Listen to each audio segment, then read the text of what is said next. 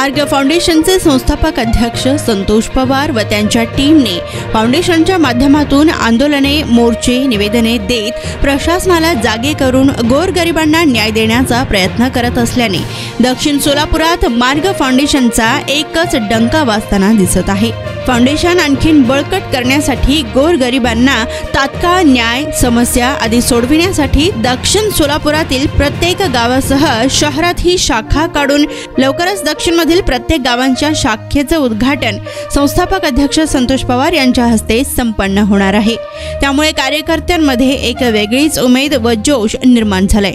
दरम्यान फाउंडेशनचे सर्वेसर्वा पवार यांचे मूळ गाव मद्रे भायानगर येथून शाखा उद्घाटन होणार असल्याची माहिती समोर आली आहे। तर भायानगर शाखेचे शाखा प्रमुख प्रल्हाद चव्हाण व उपशाखा प्रमुख म्हणून ज्ञानेश्वर चव्हाण यांची निवड करण्यात आली। गावामधून शाखा प्रमुख आणि उपशाखा प्रमुख लवकरच जाहीर करण्यात येणार आहेत व शाखा अध्यक्ष, उपाध्यक्ष निवड झालेल्या उमेदवारांच्या खांद्यांवरही मोठी जबाबदारी पडणार आहे आणि या सर्व उमेदवारांवर स्वतः मार्ग फाउंडेशनचे सर्वेसर्वा संतोष पवार यांची करडी नजर असणार आहे। दरम्यान भायानगरातील शाखेचे उद्घाटन हे 1 जानेवारी 2024 रोजी होणार आहे अशी माहिती मार्ग फाउंडेशनचे जिल्हा समन्वयक संतोष पवार यांनी प्रसिद्धी माध्यमांशी बोलताना सांगितली।